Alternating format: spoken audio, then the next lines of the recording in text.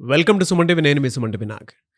చాలామంది పేరెంట్స్ అనుకుంటూ ఉంటారంటే చదివించేటప్పుడే గవర్నమెంట్ జాబ్స్ కోసం చెప్పేసి పిల్లలు చాలా టైం టేకింగ్ ఎక్కువ అవుతుందేమో, అది కరెక్టా?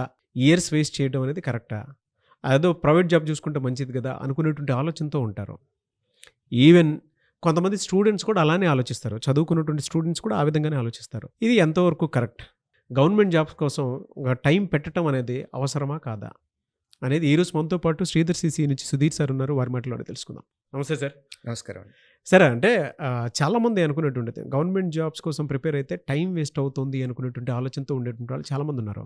ఆ టైం ఇన్వెస్ట్మెంట్ అనేది కరెక్టా కాదా? Right. అండ్ ఈవెన్ పేరెంట్స్ మైండ్లో కూడా ఒక 1 ఇయర్ చూస్తారు. 1 ఇయర్లోనే మా ఇంట్లో తీసుకొచ్చి ఒక గవర్నమెంట్ జాబ్ తీసుకొచ్చి పెట్టాలని చెప్పేసి అనుకునేటువంటి వాళ్ళు చాలామంది ఉంటారు.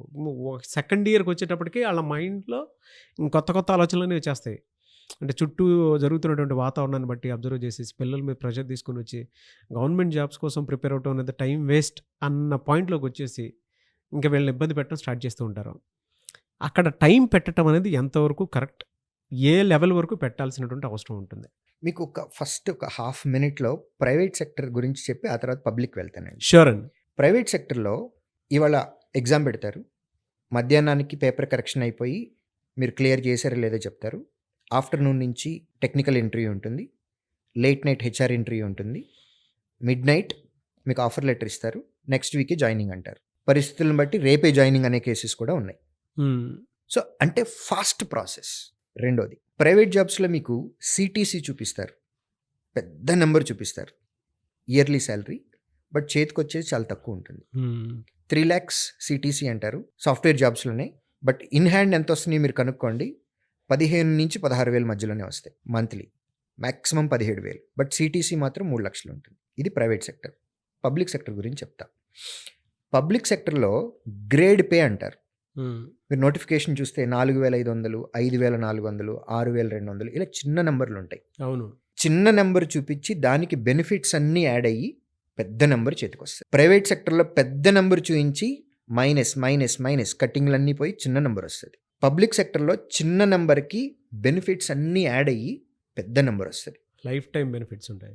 లైఫ్ టైం బెనిఫిట్స్ ఉంటాయి పే స్కేల్లో. ఇది రెండోది, కాన్స్టిట్యూషనల్ రైట్స్ అనేవి కొన్ని ఉన్నాయి మనకి. నోటిఫికేషన్ రిలీజ్ చేయాలి అఫీషియల్గా, అప్లై చేసుకోవడానికి కొంత టైం ఇవ్వాలి, నియర్ అబౌట్ 1 month టైం. ఆ తర్వాత ఒక 1.5 month టైం ఇచ్చి ప్రిలిమ్స్ ఎగ్జామ్ పెట్టాలి, లేదా మెయిన్స్ ఎగ్జామ్ పెట్టుకోవాలి, తర్వాత ఇంటర్వ్యూ పెట్టాలి, గ్యాప్ ఇచ్చుకుంటూ వెళ్ళాలి. ఇదంతా కాన్స్టిట్యూషన్లో మనకి రాసి ఉంది. సో ఇది లెందీ ప్రాసెస్. సో ఒక ఎగ్జామ్ మీరు అప్లై చేశారు అని అంటే నోటిఫికేషన్ వచ్చిన తర్వాత 1 నెల టైం ఉంటుంది. ఆ తర్వాత 1 నెలన్నర టైంకి ఫస్ట్ ఫేజ్ ఆఫ్ ఎగ్జామ్ రాస్తారు. అది రిజల్ట్ రావడానికి ఇంకొక నెల, తర్వాత మళ్ళీ ఇంకొక నెల తర్వాత మెయిన్స్ ఎగ్జామ్, మరలా ఇంకొక 1 month, 1.5 month తర్వాత ఇంటర్వ్యూస్. ఇలా ఈ ప్రాసెస్ మొత్తం కంప్లీట్ చేసుకోవటానికి 7 నెలల నుంచి 11 నెలలు టైం పడుతుంది. So lengthy process.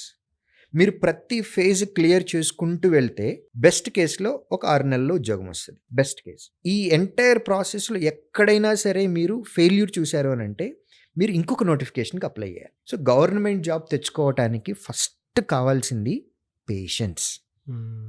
సో ఒక క్యాండిడేట్ ఒక ఎగ్జామ్ రాశారు, ఉద్యోగం రాలేదు అని అంటే మీకంటే బాగా పెర్ఫామ్ చేసినటువంటి స్టూడెంట్ వేరే వాళ్ళు ఉన్నారు, అందుకే వాళ్ళకి ఉద్యోగం వచ్చే అర్హత వాళ్ళకి వచ్చింది.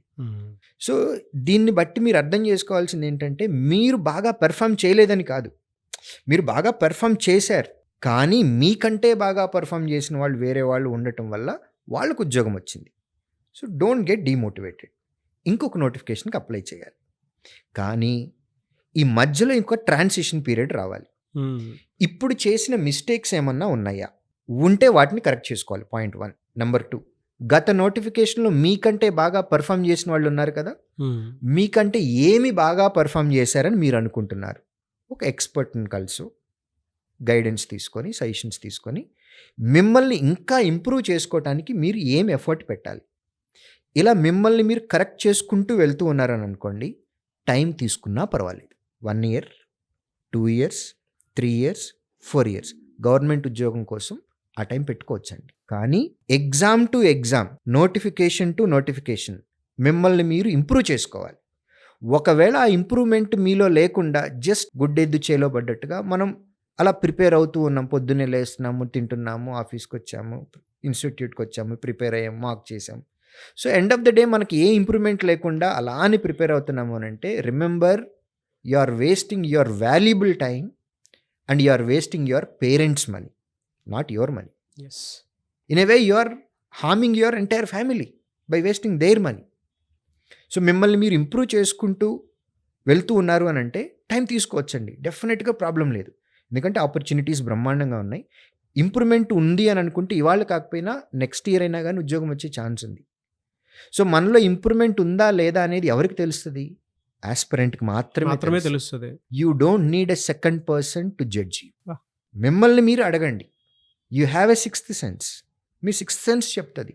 ఈ వీడియో చూస్తున్న ఆస్పిరెంట్స్ ఎవరైనా ఉంటే ask yourself, are you ready for the exam? Are you eligible for the exam? Are you eligible for getting the job in this competition? Ask yourself. మీ సిక్స్త్ సెన్స్ మీకు answer ఇస్తుంది. అది yes అంటే yes, no అంటే no. True sir. కానీ ఒక మాట చెప్పగలను, మధ్యలో ఎప్పుడన్నా ఆపి పబ్లిక్ సెక్టర్ జాబ్ ప్రిపరేషన్ ఆపి ప్రైవేట్ జాబ్కి వెళ్ళాలి అని అనుకుంటే ఒక్కటి ఆలోచించుకోండి. ఆపాలి అని అనిపించినప్పుడు ఎందుకు మొదలు పెట్టామో క్వశ్చన్ వేసుకోండి. దానికి ఆన్సర్ వస్తే కనుక మీరు చేంజ్ అవ్వండి. గాట్ ద ప్రాపర్ ఆన్సర్ అని. ఎందుకు అనంటే సెల్ఫ్ అనాలిసిస్లో 100% మనకి ఏ టైంలో జాబ్ వస్తుంది అనేది మన సిక్స్త్ సెన్స్ డైరెక్ట్గా చెప్పేస్తుంది. మనం ఎక్కడ వీక్ ఉన్నాము అనేటువంటిది. మనం ఏంటంటే ఆ టైంని వాడుకోలేక ఇంట్లో వాళ్ళకి భారంగా మారిపోతాం, మనకు కూడా మనం భారంగా మారిపోతూ ఉంటాము. బట్ అది చెప్పుకోవడానికి నామోషి. బట్ కరెక్ట్, వాళ్ళకైతే ఆ టైం పర్మియబిలిటీ తెలిసిపోతుంది, ఎలిజిబిలిటీ తెలిసిపోతుంది, ఎప్పుడు వస్తుందో కూడా అనేటువంటి దాని మీద వాళ్ళకు ఒక క్లారిటీ ఉంటుంది, ఆ టైం పెట్టినటువంటి వాళ్ళకి మాత్రమే. అండ్ నాకు ఒక చాలా బాగా నచ్చినటువంటి మాట, మీరు వేస్ట్ చేసేది మీ మనీ కాదు, మీ పేరెంట్స్ మనీ అని. నిజం. మనకు వయసు వచ్చేసిన తర్వాత కాళ్ళు చేతులు అన్నీ బాగుండి కూడా పేరెంట్స్ మీద డిపెండ్ అయ్యి ఆ జాబ్ వచ్చేంత వరకు దాని మీద టైం పెట్టి ట్రై చేసి చివరికి ఫెయిలియర్ అయ్యేటువంటి వాళ్ళు చాలామంది ఉంటారు. బట్ అక్కడ దాకా తెచ్చుకోకుండా ఇంట్లో వాళ్ళకి కాదు, ప్రతి పేరెంట్ కూడా అదే అనిపిస్తూ ఉంటుంది. ఒక 1 year 2 year దాటిందనంటే పేషెన్స్ ఉండటం చాలా కష్టం. ఎందుకంటే చేతికి వచ్చినటువంటి కొడుకులు ప్రిపేర్ అవుతున్నారు అంటే ఆడపిల్ల అయినా సరే ప్రిపేర్ అవుతున్నారు, వాళ్ళకు ఉండేటువంటి ప్రెషర్స్ కూడా వాళ్ళకు ఉంటాయి. బట్ ఆ టైంని కనుక పర్ఫెక్ట్గా వాడుకుంటే ఖచ్చితంగా సక్సెస్ అవుతారు. బట్ ఆ సిక్స్త్ సెన్స్ మాత్రం చెప్తుంది ఎప్పుడు జాబ్ వస్తుంది అనేది మాత్రం. వెరీ డీటెయిలింగ్ పాయింట్ అండి. Thank you sir, thank you so much అండి. Thank you.